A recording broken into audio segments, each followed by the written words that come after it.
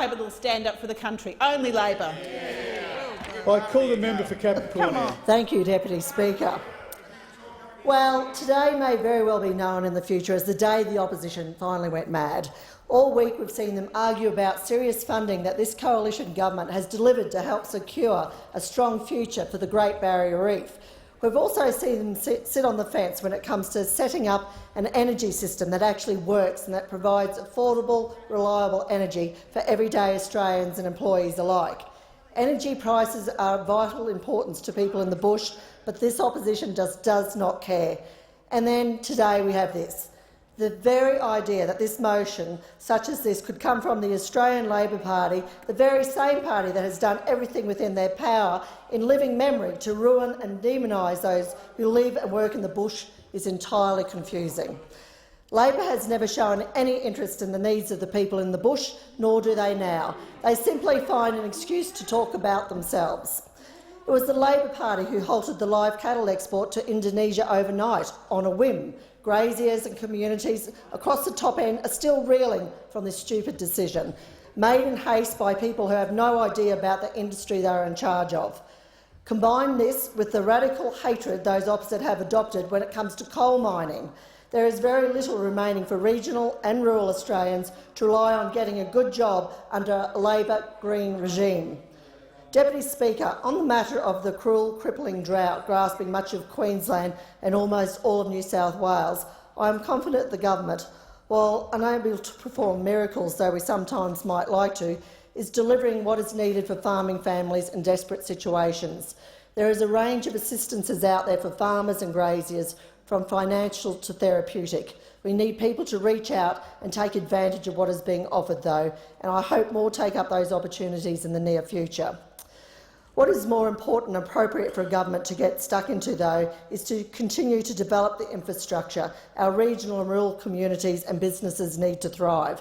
It is no good fighting to get through a drought and then not have the infrastructure you need to bounce back and thrive. That's why I've led such a crusade for two vital forms of infrastructure, water and roads. There is not a Central Queenslander who has not heard of Rookwood Weir, the state's #1 water infrastructure priority. Rookwood has been a passion of mine since I entered Parliament back in 2013, and when you know what it will do for CQ, you can understand why.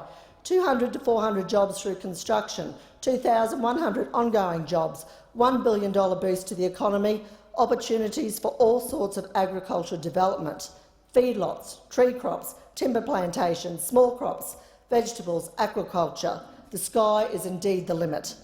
What this project can do for the region is clearly immense, and it is only the coalition who is serious about making it happen. It is only the coalition that has invested real money into feasibility studies across the country for new dams and weirs. It is a coalition that has led the process all the way with Rookwood Weir. It is us that delivered the original $130 million to get Rookwood built, as well as $2 million for the state government to complete a business case. We waited over 600 days until the Queensland government finally dragged themselves up to the table, and eventually all $352 million of the dollars needed have been placed on the table. We are ready to go, but for some reason nothing is happening. It's clear the state government continues to drag its feet, and I, for one, have had enough. Foot dragging is not confined to the Rookwood Weir project either, with a range of infrastructure projects on the go slow across the region. We have serious issues with sections of the Fitzroy Development Road, a remote highway responsible for carrying heavy loads for mining and grazing sectors. Utterly ignored by the state government that owns it, motorists and their properties are at real peril.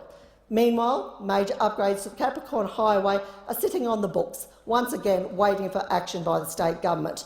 We are doing what we can to improve local infrastructure, while the state colleagues of those opposite simply don't care.